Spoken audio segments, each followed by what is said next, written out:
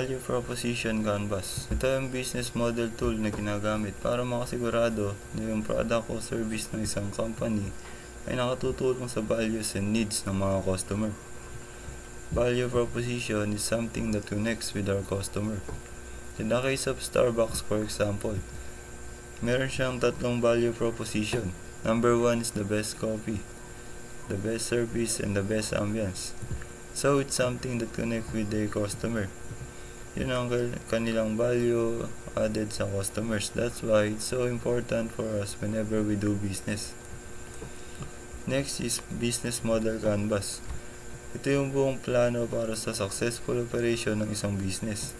Identifying source of revenue, the target customer base, products, and details of financing. At kung susulat mo ito lahat sa worksheet, for example, kakailanganin mo pa ng maraming pages para maisulat yung maraming information. But using the business model canvas, mas madali mo maisusulat lahat ng information sa business at kakailanganin mo lang ng single sheet of paper. Next is lean concepts. It is a business methodology aimed at improving efficiency and reducing waste in progress. It consists of 5 core principles. Number 1 is value. Anything that doesn't add value is considered waste. And number 2 is value stream. Dito tinitingnan yung entire process of delivering a product or service to understand where value is added and waste occurs. Number 3 is flow. Dito ini-ensure na tumatakbo na maayos yung trabaho sa pamamagitan ng value stream na walang interruptions or delay. Number 4 is pull. Implement a pull system na ginagawa lang ang trabaho kung kinakailangan. This prevents overproduction and reduces excess inventory. Number 5 is perfection. The goal is to achieve perfection, pag-eliminate ng waste at pag-improve ng overall efficiency. Number 6 is Sigma. Six Sigma. Ito ay isang business strategy na nakapokus sa pag-improve ng kalidad o ng quality ng proseso by removing causes of defects and minimizing variability. Layunin nito na makamit ang almost perfect na result. Six Sigma uses a structured approach called DMAIC. Define, measure, analyze, improve, and control. Number 1 is define. Identify the problem and understand the customer's need. Kailangan natin alamin yung mga kailangan ng customers. Number 2 is measure. Collect data on the current process to understand performance and pinpoint issues. Kailangan din natin i-analyze kung wala bang issues sa current process. Number 3 is analyze. Examine the data to identify root causes of defects or inefficiencies. Ito yung paghanap ng mga pinagmumulan ng problema na nagkakos ng defects and inefficiencies. Number 4 is improve. Develop and implement solutions to address the root causes and enhance the process. Ito yung paggawa ng mga solusyon sa mga root causes at magpabuti ng proseso. Number 5 is control. Establish control to ensure that improvements are sustained over time. Magtatag ng mga sistema at pamantayan para sa patuloy na improvements. Next is SWOT analysis. It is a tool used to assess a business or project examining 4 key aspects. Number 1 is strengths. Kung ano yung mga advantages at resources na meron ka, like strong brand or skilled team. Number 2 is weaknesses, yung mga kahinaan mo. Example is limited budgets or lack of experience. Number 3 is opportunities. Ano yung mga external factors or trends na meron kang advantage, like market growth or new technologies. Number 4 is threats. Ano yung mga external factors o risks na pwedeng magbigay ng negative impact sa'yo? gaya ng competition or economic downturn. Next naman is technology. This is the use of scientific knowledge to give an easier solution to problems within the society or specific individuals. Sa madaling salita, technology ang mga bagay na ginagamit natin para sa mga epektibo at mas madaling trabaho sa pamumuhay. Next is invention. In its purest sense is the creation of product, processes, or techniques which do not exist before. Ito yung paggawa ng mga bagay na kapaki-pakinabang na hindi pa umiiral noon. Next naman is innovation. It is the process of modifying inventions to improve it or to make it better.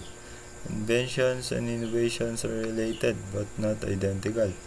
In short, inventions are about creating new things, while innovations are about enhancing or using those things effectively. Next is technopreneurship. It is very usual that if there's a new technology, it requires also a new business that would benefit from it. The process of launching and running a new business is called entrepreneurship. When that business uses high technology to deliver services to the customer, that is technopreneurship. Kung may new technology daw na kailangan din ito ng new business na paggagamitan ito, at tinatawag itong entrepreneurship. At pag yung business naman na yun ay gumamit ng high technology, it is called technopreneurship. Next naman is yung customer pain points. Ito may particular na problema o challenges na naranasan ng mga customers sa isang produkto o serbisyo. Ito ay nagdudulot ng frustration o hindi kasiyahan tulad ng mahirap gamitin o mataas na presyo. Ang pagtukoy at pag-aayos ng mga pain points na ito ay tumutulong sa mga negosyo na mapapabuti ang kanilang mga produkto o serbisyo at mas mapuna ng pangangailangan ng mga customers.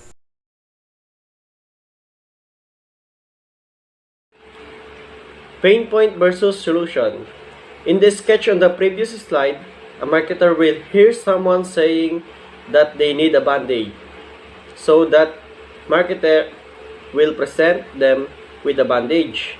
A great bandage, a bandage that stays on well but doesn't hurt when it's peeled off. A bandage that keeps out infection. A bandage with Olaf from Frozen on giving the wound a nice warm hug. But the bandage was just the solution, not the pain point.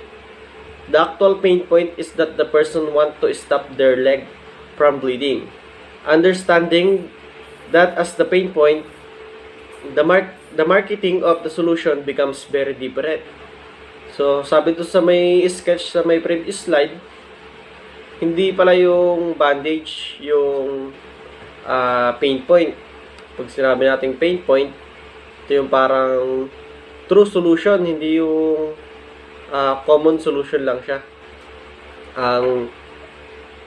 Ang pain point is kung paano mapatigil yung pagdurugo sa tuhod. The solution could still be a bandage, but it would be one that tightly pulls together the wound to stop the bleeding. It would be a bandage that sticks to skin even if the skin is wet with sweat. The new solution could also be a medical glue that will stop the bleeding immediately. So, sabi dito, di ba yung bandage, parang siya lang yung solution na common solution. Pero ang totoong solution sa pain point is itong medical glue na sinabi para mag-stop yung bleeding. Next, the key is that the solution should address the customer's true pain point. The marketing shouldn't be about the product. It should be about the alleviation of the pain point. So, sabi nga dito, dapat yung marketer is Dapat inaalam niya talaga yung kung ano talaga yung pain point, kung ano talaga yung need. Ganun. And sabi dito, it should be about the elevation of the pain point. Kunwari, pag sinabi natin elevation, is yung process nito para less severe doon sa mayroong sugat. Pain point versus solution. Identifying pain points. Customer experience pain in many ways, but oftentimes they don't know how to tell you what the pain truly is. So they ask for a solution. So, sabi dito is, hindi nila nasasabi kung ano talaga yung totoong pain. Ngayon, pagka humingi sila ng solution, is mali din yung solution na naibibigay sa kanila. One way to get a customer pain point is to ask open-ended question and follow up. In the classic example of Theodore Levitt in the sketch above, if someone walks into a hardware store looking for a 1/4 drill bit, their pain point is not they need a 1/4 bit. Their pain point is they need a 1/4 hole. Don't ask them what kind of feature they want in a drill bit. Ask them what they want the drill bit for. As the expert, you'll then know what to prescribe then. So, sabi dito, ang totoong pain point is they need a 1/4 hole. So, as an expert, tanungin mo sila kung para saan nila gagamitin yung hinaharap nilang drill bit. Kasi, sabi nga, as an expert, you'll know then what to prescribe to them. Kung baga, kung ano yung bibigay mo sa kanila. Innovation comes from understanding true pain points. The myth of Henry Ford saying, if I had asked people what they wanted, they would have said faster horses, still holds a very important lesson in it. It's not a quote about ignoring customer feedback. It's about getting to the root pain point customer have. In this quote, the pain point has nothing to do with horses or cars. The pain point is that people wanted to get from one place to another quickly and efficiently. But people see the only solution for that being faster horses. So sabi, it's about getting to the root pain point customer have.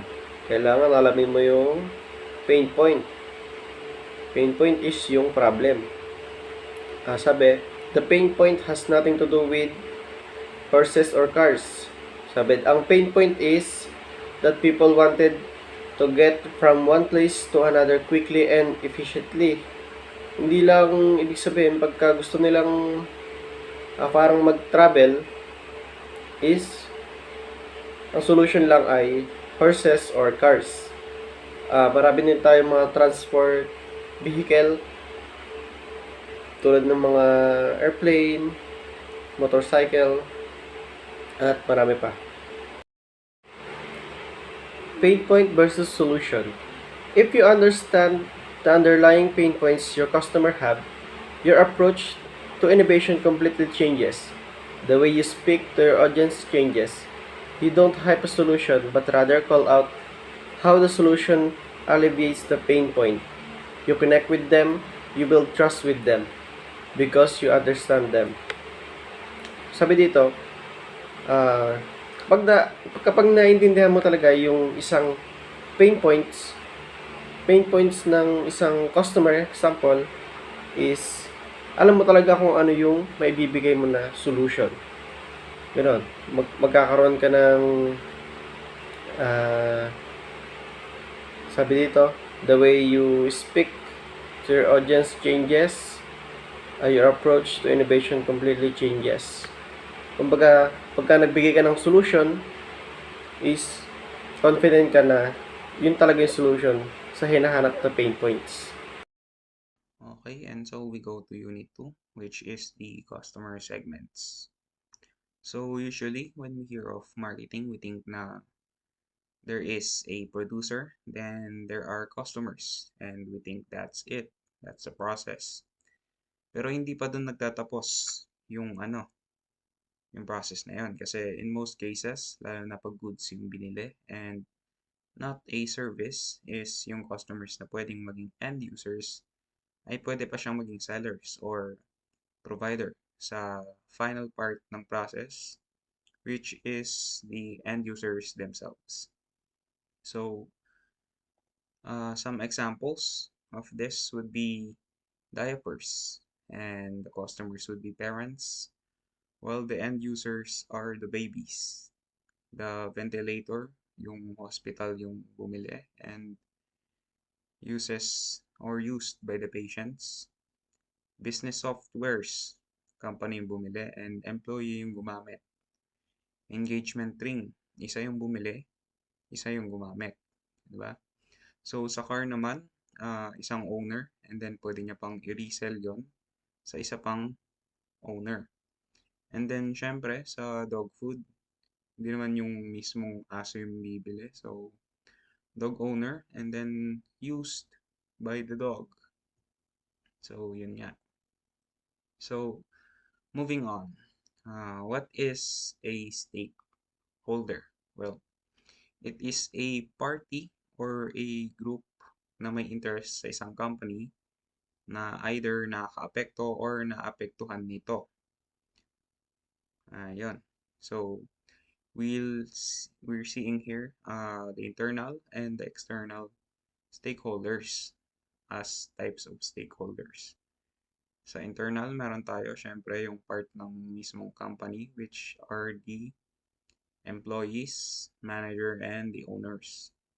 While sa external naman, ay meron tayong mga suppliers, customers, society, government, creditors, and shareholders. So, next naman, what is an influencer? So, they are someone who has the power to affect the purchasing decisions of others because of their authority, knowledge, position, and or relationship with their audiences or fans. In other words, they may affect the market by doing advertisements of products or product that are popular in a certain community or is a hot topic at a certain time. And yun na nga. So, on to customer segments. So, what is it? So, from the word itself na segments, meaning groups or organizations that an enterprise work toward into reaching and serving. So, ano yung mga types natin? We have mass market, the niche, segmented, diversified, and multi-sided or yung multi-sided markets. So, what is mass market? So, ito yung mga product and services na to-target sa mass market segment na merong broad appeal or yung malawak na appeal na often kino-cover yung overall population natin. So, examples nito, yung mga companies tulad ng SM and Pure Gold, which provides syempre yung groceries natin. Halos lahat naman sa atin pwede nang maka-access dun. And then vehicle companies, pwede rin. We have Toyota, Honda, and Suzuki. Tapos meron pang iba. We also have oil companies and food companies. So, itong mass market, it doesn't rely on any specific segmentation and instead tries to be efficient and treat everyone equally. Pero in reality daw, ilan lang yung companies na gumagawa nito. Kasi yung most ng companies apply some level of segmentation. Next naman, we have the niche market. So, a niche market refers to a specific customer segment na may highly defined characteristics. So, It requires a highly tailored product, custom made to suit their needs. So example naman ito would be like sa food natin, where there can be an option to be vegan, or pet owners na merong specific needs for their pets like food, hygiene stuff, apparels, tsaka cosmetics. Pwede rin yung clothes natin where meron pang summer, pang winter, or pang any seasons pa na we may need.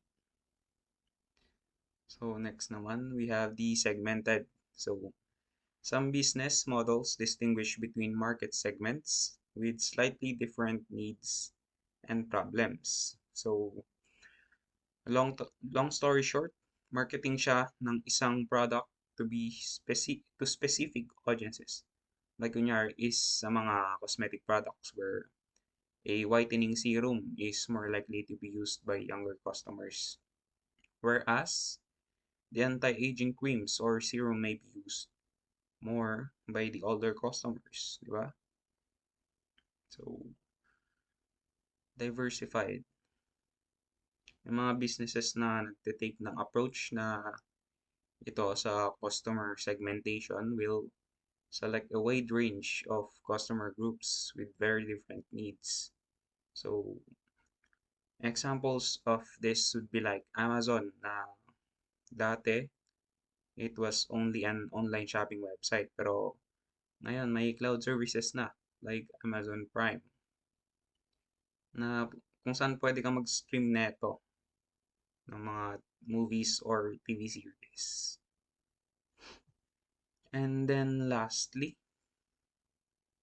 we have the multi-sided platforms or multi-sided markets. So, may ilang organizations na need mag-attract ng 2 or more na interdependent customer segments na nagbibilong sa 2 or more totally different sides in order to succeed. Example of this naman is GCash, which where we can store our credit electronically. And it has now become successful to the point that almost everyone uses it here in the Philippines and has now partnerships with banks and the likes that uses currency management. What is market segmentation? Market segmentation is the process of dividing target customer segments into smaller, more precise clusters. It is used to categorize customer segments and audiences into groups that share similar characteristics. So, yung market segmentation, ito yung idinidivide nyo yung target customers into smaller and more precise cluster. Pinagsasama-sama nyo dito yung mayroong similar characteristics. Think of it like this. Instead of trying to sell the same thing to everyone, a company divides its customers into groups based on the things like age, location, or interest, and then focuses on what each group wants. This way, the business can be more effective and relevant to each groups.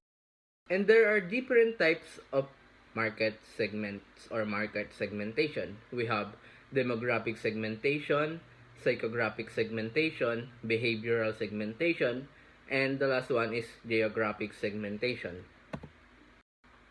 Demographic segmentation. This is one of the most popular and commonly used types of market segmentation. It refers to statistical data about a group of people.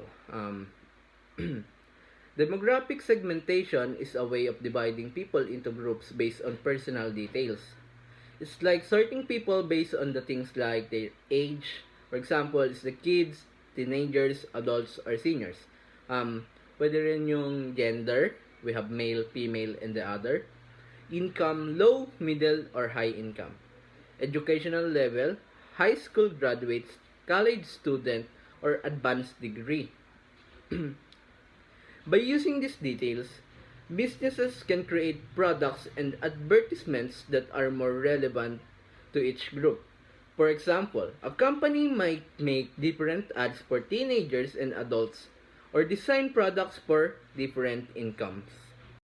Psychographic segmentation. Psychographic segmentation categorizes audiences and customers by factors that relate to their personalities and characteristics.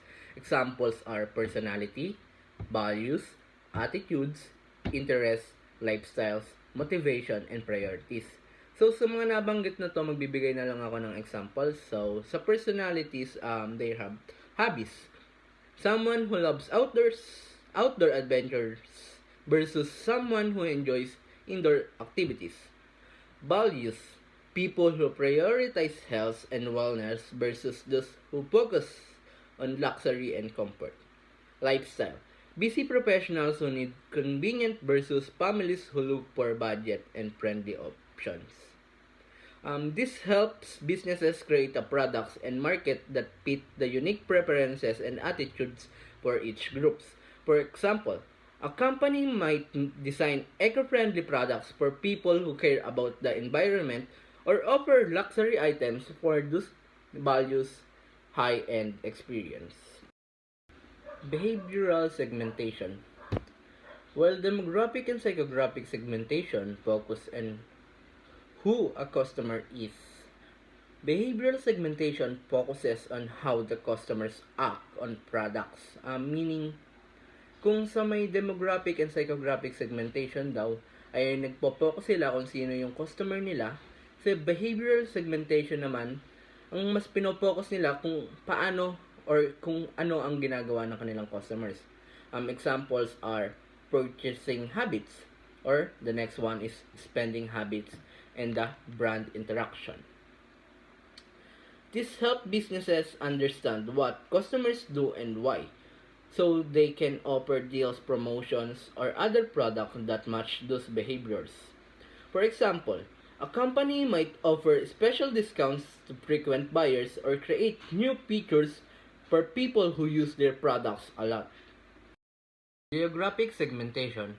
Geographic segmentation is the simplest type of market segmentation.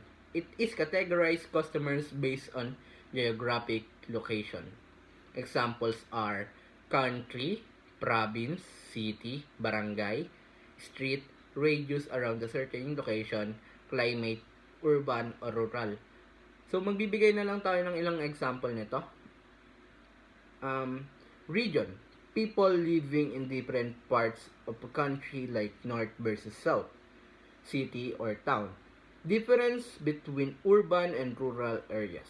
Climate, people warm climates versus cold climates. This helps businesses tailor their products and marketing to fit the needs of people in a specific location. For example, a company might sell warm coats in a cold region and a light clothing in warmer areas. So, hi guys, my name is Shane Ligason and I'm the one who are tasked to report unit number 3.